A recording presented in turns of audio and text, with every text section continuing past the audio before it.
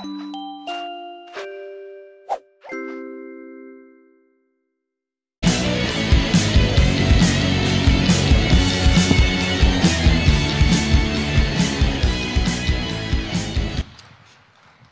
an honor to be here tonight and participate on the program with Governor Herbert and her husband, Gary, both of whom are smart, amazingly successful, super passionate, strong as individuals, but stronger and more powerful as a couple, as an example to us as Utahns. As I travel the world, I'm so proud to be a Utahn because the reputation of the Herberts always precedes anywhere I go. Everyone seems to know that Utah has got the greatest economy, the best leadership, the best place to raise a family, and it's an honor to be here. It's also thanks. And now that I got through sucking up to them, let me get on with my message. It's an honor to also share the stage with a gentleman, Jose Borjon. No hablo español, me llamo Gordo Grande. Guapo feo. I honor the Hispanic community. I honor anyone from the Latino world because of your emphasis on families, and that's why we're here to honor and acknowledge the significance of families. I loved what Mrs. Herbert said as she concluded her remarks, that there's nothing more important than being a parent. It's the single most important mission that we have, and in my mind, the mission of a parent is to prepare our children for a world they recognize. Sounds pretty simple, and it can be if we understand that there's no science to raising significant children. There's no science to strengthening families. But in my mind and in my life, there is an art to raising significant children. There's definitely an art to raising significant and organizing and developing strong families. And it obviously begins with honest communication, because we know what happens when there is not honest communication. Two neighbor ladies have been friends forever, and they have this row and this huge blow up, and they refuse to speak to one another for 6 months. And one day they inadvertently run into each other at the curb, and they decide to put their childish ways aside, bury the hatchet, kiss and make up, and renew their friendship. And as they return to their homes, this woman goes into her family room. She's looking out the window, and in the back of her home, in the backyard, is her dog with something in its mouth. She goes out to investigate, and wouldn't you know it, her dog has the neighbor lady's rabbit in its mouth, and it's shaking it back and forth, and she thinks, oh no, after 6 months of feuding, we finally patch up our friendship, and now my dog kills the neighbor lady's rabbit. What would you do? She took the dead rabbit into her home. She took out some soap and water, washed it up, cleaned it up, took out her blow dryer, fluffed back up the fur, and then tiptoed back across to her neighbor lady's backyard and put the dead rabbit back in the rabbit hutch. 30 minutes later, she hears this blood-curdling scream. Ah! She goes out to investigate. She says, what's wrong? Her neighbor lady says, oh my gosh, our rabbit died 2 weeks ago. We buried it in the garden, and now it's back in its cage.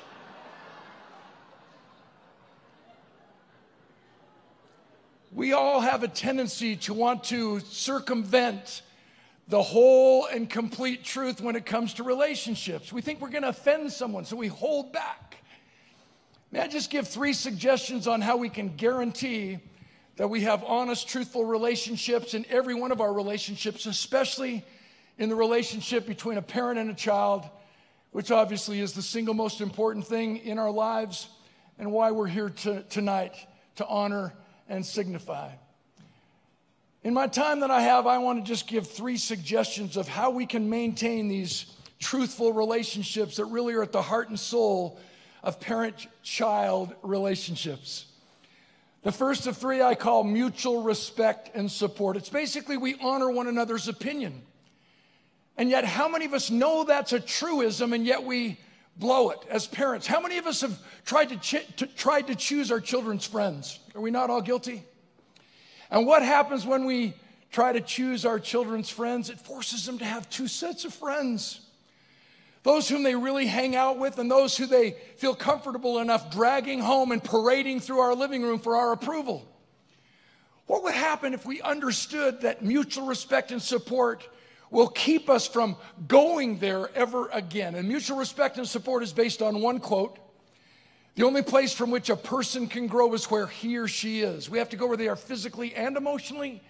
Only there can we gently invite them to grow, to improve, to accept our counsel based on unconditional love, that we want you to do the right thing simply because it's the right thing to do, not just when we're around, but when we're not around. I wanted to find a perfect illustration of mutual respect and support. And I've taught this principle in leadership and in businesses across our world in 61 countries. The only place from which a person can grow is where he or she is. We have to go over there physically and emotionally. Only there can we gently invite them to buy. Essence of leadership, essence of sales. Does it not apply in our families as well? Does it not apply in the world of education and in our families? I would think so, and I would hope so, and I wanted to prove it true. So I tracked down one of my old high school teachers, Mr. Croft. He taught anthropology, so I never signed up for his class. The only thing I know about anthropology now is that we came from the goo, went through the zoo, now we're you, whoop-de-doo. So I never signed up for his class, but that did not keep Mr. Croft from engaging me and my friends and being that teacher 24/7, teaching us in the grocery store. He would always come to our games. As adults, I found out he didn't even like football. He didn't even like basketball or baseball, but he never missed one of my games. Why? He wasn't a football fan. He was a Dan fan. He was a Brad Morris fan. He was a Brian Thurgood fan. He went out of his way to always engage us and do whatever he could do to touch our lives. Whoa. So I sought him out. I said, Mr. Croft, I need an example from your classroom, from the world of education, to prove true mutual respect and support. The only place from which a person can grow is where he or she is. He says, great, but in what context? I said, what's your toughest assignment as an in-classroom teacher? He said, it's always classroom discipline. I said, you mean positive discipline? He said, what's that? I said, discipline is to teach, not to punish. You can't increase a person's performance by making him feel worse. Humiliation immobilizes our behavior. Do you have an example? He lit up like a Christmas tree. Oh my gosh, Danny, I got the perfect story. He said he had this kid in his class, and for the first 2 weeks of school, he disrupted the entire class. He was a total terrorist. I said, so what did you do? Kick him out? He got this offended look on his face. He says, Danny, I've taught school for over 25 years and I've never kicked a kid out. I've never sent a kid to the office. I said, Mr. Croft, come on, don't lie to me. I said, I've been in schools before where you walk in and there's a long line of students out the principal's office, down the hall, out the door, past the 9A bus stop. They have tans. They've been out there for 4 months. What's wrong, kid? I got caught screwing goldfish into the pencil sharpener and I'm on murderer's row. I said, you've never sent a kid to the office? He says, I can't understand it. How some teachers think that the principals and the superintendents have all the Band-Aids. He said, this is my territory. I am responsible for these kids, just as if they're my own. And if you don't agree, how would you like your kid to be kicked out and given up on? He had my attention. I said, so what did you do? He said, I couldn't give up on the kid. For 2 weeks, he researched, and finally, Mr. Croft discovered that this kid played in a rock and roll band. And Mr. Croft discovered that this kid's rock and roll band was playing this very Friday night in a smoke-filled honky-tonk redneck biker's bar out in the bushes somewhere. So Mr. Croft talked 5 of his fellow teachers into going with them so that he wouldn't be stabbed all by himself. Now visualize Mr. Croft. He always wore an Argyle sweater. His fellow teachers always wore Argyle sweaters. We called them the GQ crew. So Mr. Croft and his fellow teachers come strolling in the back door of this biker's bar. And sure enough, the heavy metal punk rock band's on stage doing their thing. Now, we've all seen this before. Lead singer, half his head shaved, carburetor stuck in his nose. 22 earrings over here, miniature towel rock over here. Looks like he fell down the stairs in the tackle box. You want to stop him? Hey, I'm sorry you got mugged with that staple gun. Can we talk on Saturday? And sure enough, they're in their heavy metal glory, and all of a sudden, they stop dead in their tracks. And through the reverberation system of the microphone, you overhear the bass player say to the lead singer, "Who are those 6 proctologists who just came in the back door?" Lead singer says, "Whoa, they're teachers from my school." And through the microphone, he says, "Hey, Mr. Croft, what are you guys doing here?" Mr. Croft says his heart starts pounding up into his neck. He's got cotton mouth. He can't even breathe. He can barely swallow. He said, "We heard your band was groovy and we came to check you out." Obviously a communication gap. A few chuckles on stage. Now he had more acceptance. "We heard your band was awesome and we came to support you." The carburetor almost fell out of the lead singer's nose.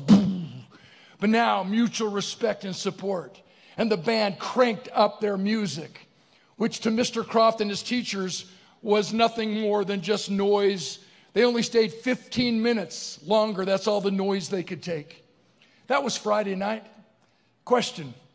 Monday morning, was this kid a discipline problem in Mr. Croft's classroom? No way. Was this kid a discipline problem in Mr. Croft's classroom for the rest of the school year? No way. Was this kid a discipline problem in other teachers' classrooms for the rest of the school year? Way. What's the difference? It's an old cliche I swore I'd never use on stage, but here it goes. We don't really care how much we know until we know how much we care. We don't care how much you know until we know how much you really care. If that's not a way to develop a relationship with our children, not expecting them to come to us, but going to them so that they know that we're not expecting them to live out our broken dreams by being an athlete or a dance star simply because we couldn't pull it off. The second suggestion to maintain these honest relationships, the art of strengthening families, I'd like to call engagement. Back in the 1980s, I was invited into the Reagan White House by Mrs. Nancy Reagan to take her Just Say No program to all 50 states. It was a positive choices program, which I thought was fascinating because originally we focused in on anti-drugs, and then we realized that it's a time management program. Instead of worrying so much about how to say no to alcohol, how to say no to drugs, how to say no to violence, illicit sex, if we simply say yes to something positive, we won't have time to do something negative, and our positive actions will say no for us. So between 1983 and 1989, I had an opportunity to speak to thousands and thousands of high schools in all 50 states to over 6 million teenagers. It all began because I went to the Utah State Board of Education, and Lila Bjorklund gave me 15 minutes on the program to explain my high school motivational assembly program. She introduced me to Warren Pugh, who was the Speaker of the House. He invited me to the Capitol building. I spoke in front of the Utah State Legislature. They voted unanimously to fund me to speak to every high school and junior high in the state of Utah between 1982 and 1983. I love Utah. I know where Tabiona is. I know how to say hurricane. I know it's Escalante. And when you're coming over the hill down into St. George, I know that sign says Tokerville. We have the greatest state on our planet, and it was the catalyst for my whole entire speaking career. Now, where am I going with the second idea of initiating and sustaining these total, truthful, amazing, engaging relationships and communication with our children? During that same period of time, we had a suicide epidemic in North America, and it's starting to raise its ugly head again in our country. Do you realize Utah is one of the leading states in teenage suicides right now as we speak on this stage? What are we going to do about it? It's about engagement, my friends, and may I just share an experience that I think hits home and teaches a magnificent principle about the art of strengthening families, and it applies to all of us. I was flown into Plano, Texas, the Beverly Hills of Dallas. They had 6 suicides in their high school in one day, 7 in the same week. Some of you would remember that from the news in the 80s. I was flown into the shore of New Jersey, Ocean Township, Asbury Park, Long Branch. Several suicides in a day and a half. One of my 6 offices in the country was in Stamford, Connecticut. And the highest income per capita was always Greenwich, Connecticut, who led the nation in teenage suicides. I was flown into Dubuque, Iowa. The name of the high school will remain anonymous because this is being recorded. I was flown into town. This high school was a magnificent high school, 2,000 students. And I was flown into town with a woman by the name of Charlotte Ross from San Mateo, California, the national co-chairperson for suicide prevention. So she took charge. We came into the school. She took 1,000 students into the theater, and she did the left brain cognitive psychobabbling neurotechnical stuff. I took the other half of the student body into the gymnasium, and I did the right brain touchy-feely relational laugh and cry and stuff. We swabbed our audiences and repeated our performance to the best of our ability. And then at the end of the day, we invited in the healthcare professionals, the school counselors, and the school administrators, and we interviewed every single one of these students who had attempted suicide and survived. Every single one of them told us the reason why they wanted to give up on life itself, the reason why they wanted to quit, the reason why they wanted to complete their suicides was because they lacked commitment relationships in their lives. Do you? Do I? I wish I had time to poll the audience. Would you just answer to yourself the question, what is a commitment relationship? Would you agree that it's a two-way deal? If I say what I'm going to do and you say what I'm going to do, there's no commitment. But when you do what you say you're going to do, and I do what I say I'm going to do, a commitment is formed, and when the water in the lake goes up, all the boats rise together. To deepen our understanding of commitment, let me introduce another word, love. I think about it a lot, love. How many of you are in love? Show of hands. How many of you are in love? This is amusing. I wish you could see the Herberts just as I did. I said, how many of you are in love? Mrs. Herbert raises her hand. She looks at the governor. He says, stinking your chain, sir. Do you agree that love is a commitment, not a way of feeling? Romance is not love. Romance comes from a Greek word that means erotic. So I don't even want to talk about it. But think about it in these terms. If I love you because you're beautiful, that's romance. If you're beautiful because I love you, that's real love. It's a value-creating love that inspires us to be the best that we can be. Yet how many of us confuse love, commitment with romance, emotion? What have we said our whole lives? Oh, I love her so much, she makes me feel differently than I've ever felt before. Oh, I love him so much, he makes me feel differently than I've ever felt before. So do breakfast burritos. If you think you're in love, just maybe you need a long, cold shower and a box of Rolaids. What's my point? I love you means absolutely nothing unless we back it up with action. Love is not a noun, it's an action verb. So the three most powerful commitment-oriented words in this world in any language are I need you. Regardless of what music and movies have massaged us into believing, the three most powerful commitment-oriented words in this world are I need you. Proof. I got into music in a very interesting way. I've written songs forever. Never had the courage to sing in public until one of my good friends decides he's going to get married. He phones me up. Clark, will you write a song for my wedding? I said, sure. He said, will you sing it? I said, no. In the next few minutes, he convinced me that we were best friends, that we went back a long ways, that it would be cool if I participated with him in his special day. He basically made me feel important. Think about that word for a moment. We all like to feel important. In fact, most of us try to act more important than we really are. That's why we have so many people driving around with trailer hitchers on their cars and they don't even own anything to pull. Like, wow, she's got two of them, must have jet skis and a boat. Follow her. I said, all right, I'll do it. I wrote the song. 2 days later, he phones me back. Clark, the band just called and canceled. Could you prepare about 40 or 50 songs and play for the whole wedding reception? I said, no. He said, I need you. What a jerk. Had he said, I love you, I'd have said, I love you too, man. Here's the number of a band. But he made me feel like I was not just good, I was good for something. That my little weird-shaped puzzle piece really did fit, that I could make a significant contribution. I couldn't turn him down. I don't think any of you could have turned him down either. His wedding reception rolls around on the calendar. He makes a big deal out of my first little love song, gathers everybody around. I sat on my stool, sang my little song. Everybody's crying. They disperse, start to have their refreshments, start to socialize. I sang the first song out of the 40 or 50 songs that I'd practiced and prepared. And all of a sudden, the band shows up. Miscommunication. Now, I'm not foolish. I don't want to sit on a stool and sing all night. I want to eat like everybody else does. So I gladly helped the band set up all of their equipment. Now, you think about this for a moment. When I arrived at that wedding reception, I arrived with the attitude in mind that I was needed. I would have stayed till 4 o'clock in the morning if necessary. I would have waited tables. I would have wiped tables.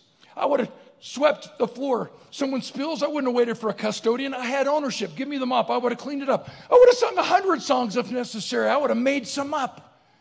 But the second the band shows up, realistically, I am no longer needed. So why hang around? And we can fool others all day long, but we can never fool ourselves. So why hang around? And I didn't. I left the wedding reception. That is the message coming through loudly and clear from young people across our land. And isn't it interesting? Truth is truth wherever it's found, on heathen or on whatever ground. It's true, and if it's true, it's always true. For decades, for centuries. Every single one of these students in Dubuque, Iowa, who had attempted suicide and survived, told us they knew they were liked, they knew they were loved, but they didn't believe they were needed. And when we don't feel like we're needed, why hang around? So the most provocative question I can ask you tonight as an opening speaker, with so many wonderful presenters after me, and you're in for a treat, to hear from Matt Townsend, who's a hero to me. The most provocative question I can ask you as your opening speaker, with all due respect to Mrs. Herbert, are you needed? And here's the kicker. Because of the society in which we live that most of us have helped create, we cannot afford to wait for somebody else to tell us or show us that we are needed. It might not ever happen. A couple of years ago, I spoke 202 times, all 50 states, 21 countries. And never once did anyone ever come up to me after my speech and say, "How are you?" They don't care. You probably don't either. So what am I supposed to do? Just go back to my hotel room and feel sorry for myself? Nobody likes me? Guess I'll just go eat worms. No, we have to do something on a daily basis to prove to ourselves that we are needed. So the kicker word in commitment relationships is to participate more, get involved. If you don't feel like you're needed at home, participate more, get involved. If your children don't feel like they're needed at home, is it too much to ask us to create environments wherein we can invite them to participate and prove to themselves that they're needed? If we don't feel like we're needed in our communities, participate more, get involved. If you don't feel like you're needed in our great state of Utah, participate more, get involved. We need to heal America, and the best way for us to do that is to get involved.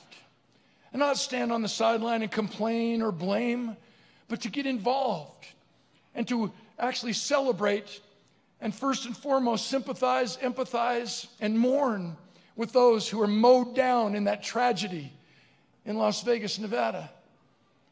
But then celebrate Americans, strangers who covered up other strangers to protect them from being shot by a maniac. America still has more love than hate. And that brings up my third suggestion as I wind down my time with you this evening. I would suspect it's called example. May I just impose on you to watch me? Will all of you play this game with me and just do this with your fingers, please? Watch me as quickly as you can. Touch your chin. There you go. I said as quickly as you can, touch your chin. Some of you are going to hurt yourself trying to recover before I nail you from stage. It's such a simple exercise, but it's so provocative and profound. We have to remind ourselves that people are watching. And one of the greatest lessons we can teach our children is through example, why they are watching. As I conclude, I just want to point out a bracelet that I've worn since 2005.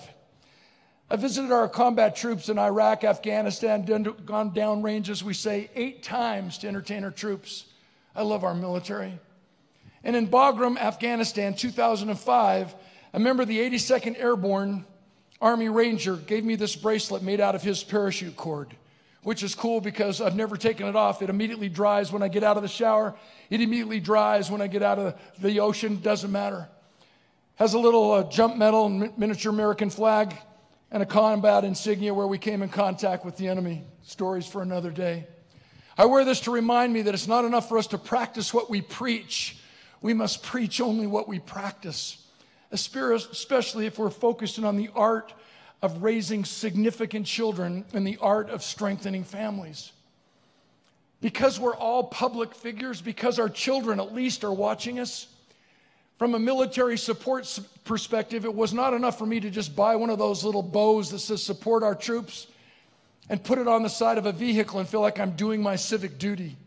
I better take my commitment to another level. So I made a commitment a long time ago that every single time I saw an airman, a sailor, a Marine, a soldier in an airport, I would buy him or her a meal.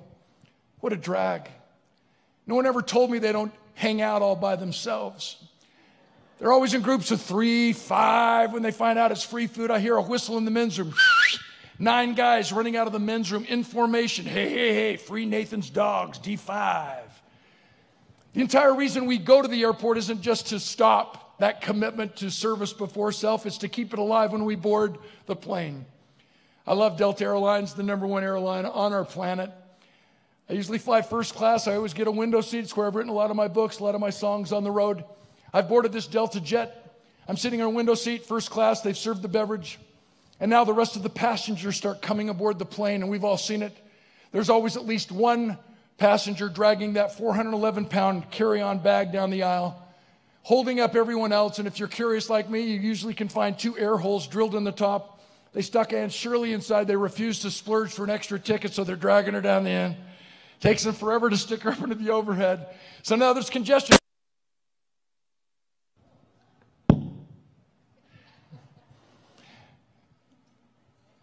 That should just freak you out and fall over. I think, hey, wow.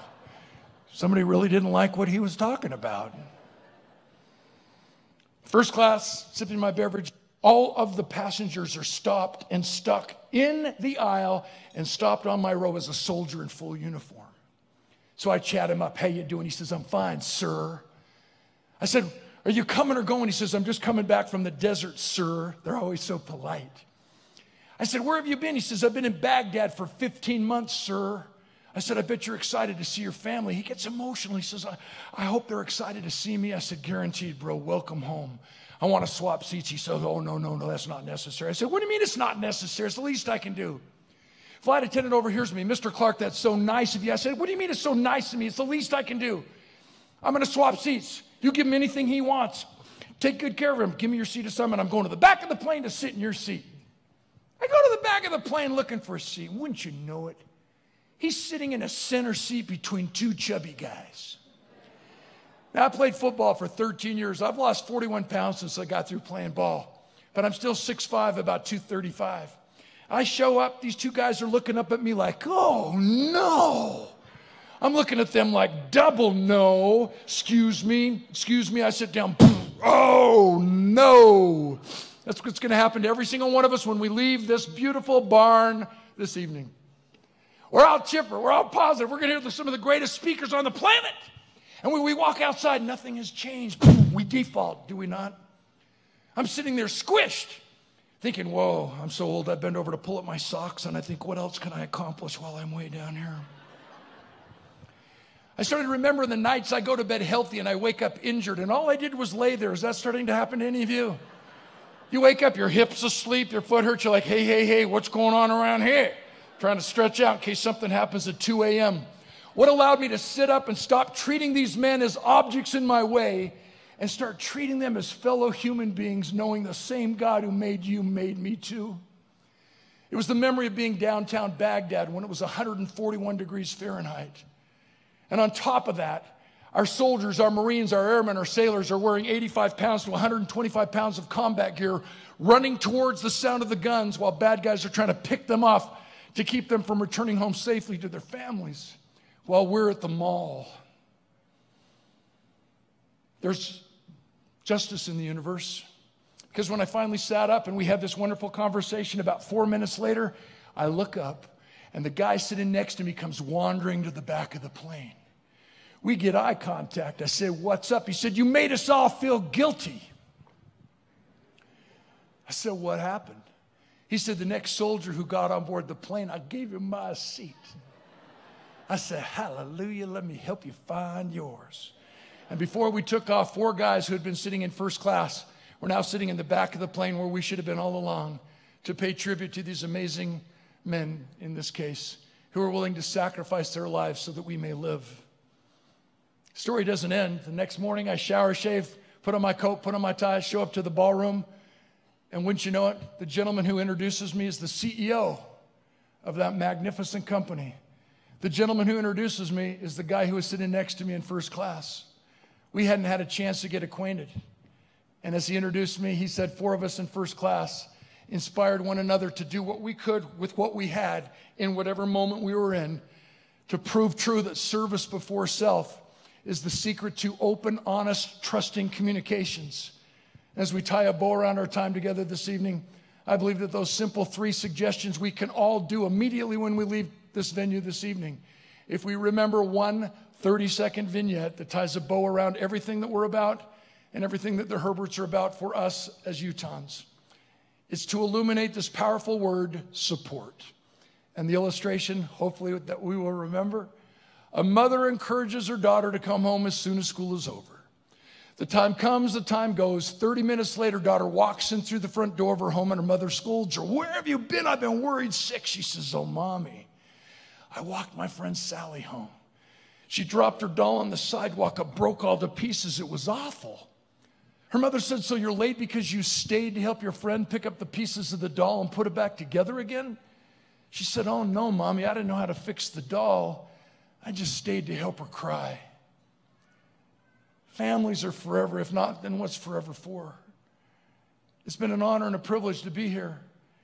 And being invited to speak forced me to think about the things that I've appreciated being married to my amazing partner and wife and our fantastic 4 amazing children who turned out pretty well simply because of my wife. As I depart, I'm so grateful that I'm friends with Art and Janie Brown, who graciously will give 300 DVDs of Strengthening Families tonight as their gift, proving true that they're also here with unconditional support. God bless Utah. God bless America. Thank God for the Herberts at this time in Utah's history, who single-handedly, through their example as professionals and especially as families, changed our lives forever. Thanks and have a good night.